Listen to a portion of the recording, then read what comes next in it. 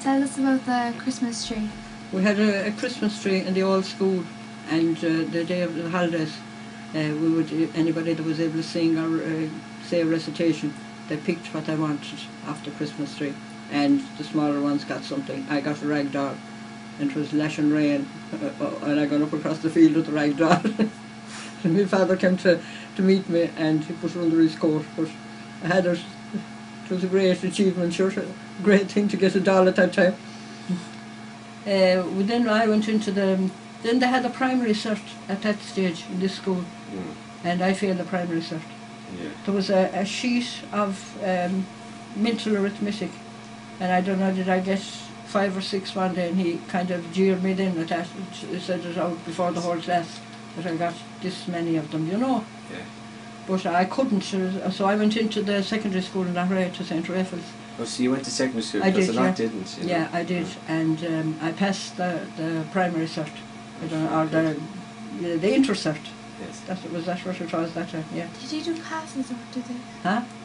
Now they don't, like, you don't pass it or you just do it, they don't take it. And that time the teacher, Sister Teresa, would sit up on the Ardon, and she would read out your results before the whole school. God, pause. Morning, Connaughton, pause. So you were sweating. So I done another year then, and then I stayed at home. Yeah, yeah. But I love farming. I'd love to be. That was what I wanted to do. But what another thing he used to do is, I had an older sister, and when she was sent into Lahore, if I was kept at home, he'd say, and he'd be there. Why don't you? Why did they keep you at home? The one that's in Lahore, I don't know, sir. And you'll be there, you know, kind of, and you're shaking. So life in schools was not good in those days? No, it was terrible. It was torture, and then you'd have to come in for when we were doing the primary cert, you'd have to come in early, and I'd be coming on my own then about half an hour early, and I wish the ground swallowed me. And down here to... And the priest would visit the school and check on your catechism, would he? The priest just, but sure, that time the priest and the teacher, like, you know, that there were, but there was a young lad here now, it was later than that, and it was only a couple of years ago he told me this, that he had a basket, a little basket, a paper basket, and he put it up on his head, here in the school, and he was sit up to the priest with the basket above on his head, and sent another lad with him to bring him down again. I mean, would you have dunce in the corner? You know. Oh yeah, and turn your face to the wall. Oh God, he was terrible. Would you have to bring your own turf in for the fire? Yeah. And he'd stand in front of the fire. Then I remember standing out there. There was a fireplace, and he was asking. He put me to the board first every time. Do you know? And this fellow was young. I was standing beside me, and he was prompting me. And I couldn't get the prompt, and he was talking to Mrs. O'Dowd, and they were admiring, Mrs. O'Dowd was admiring the socks I had on. I had a pair of boots and socks. There was no such thing as shoes or Wellingtons.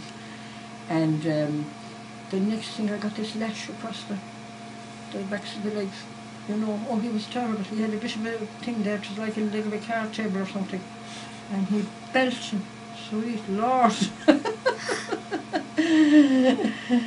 But I don't know, sure, there was a lot of them at that time, I'd say, that were the same. Yeah. You know. What about eating? What would you have to eat as your break? Bit of brown bread and a cup of milk, or a bottle of milk, I suppose, you know. And then we'd have bacon and cabbage when we come home. And there was no such thing as a range, and you know, now trying to keep something like that. So it was in the skillet pot, was it? Yeah. So children today in schools have a better time then, really? Oh, they have. They're spoiled, aren't they, McKenna?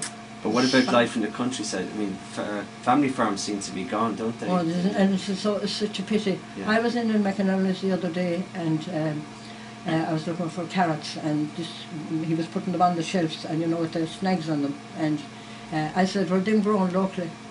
He said, "Huh?"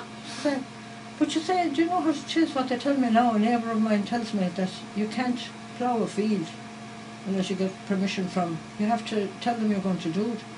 I think the whole thing's gone crazy. Yeah, so there's no crops anymore in the fields. We were an agricultural country. We were always told that.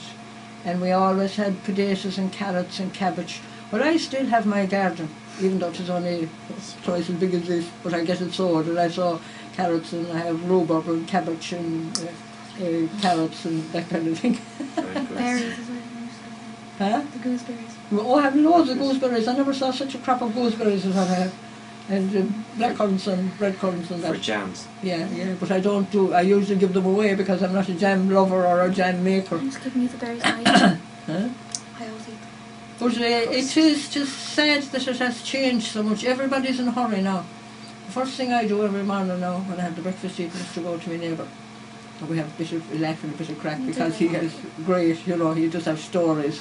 Yeah. And I grew up in the village. I married in the village I was born in, you see. Yeah. So I know them all, and anyone I don't know, I Yeah, so find that out. community, neighbourliness is kind of gone. It is kind of gone, yeah. Well, it is not gone in our, stretch. but you'll be, some people, well, I'd talk to all the newcomers and ask them all the questions, and Emer just be telling me to shut up. And your father's not a farmer, Emer, is he? No. So there's few. And I go off on the bike. But sure, that's that was our mode of transport was the bike.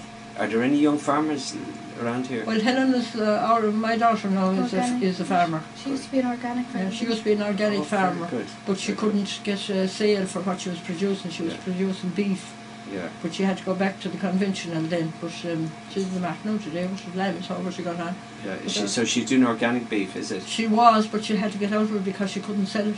It was too expensive, you see. God, that would change. And is there a local market here for produce, farm produce, vegetables or fruits? In Lahray. There is. There is, yeah. So hopefully it'll come back again. Yeah. But it's a pity. But sure, I mean, to dig a grave now, they have to get a machine in. The young men are not able to use a spade.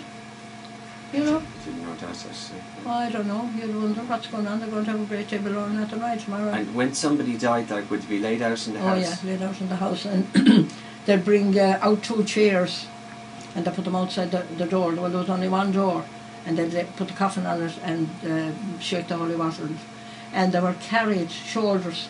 Where we used to come now, where that in Carrabane, there was a field, and the coffin would be shouldered.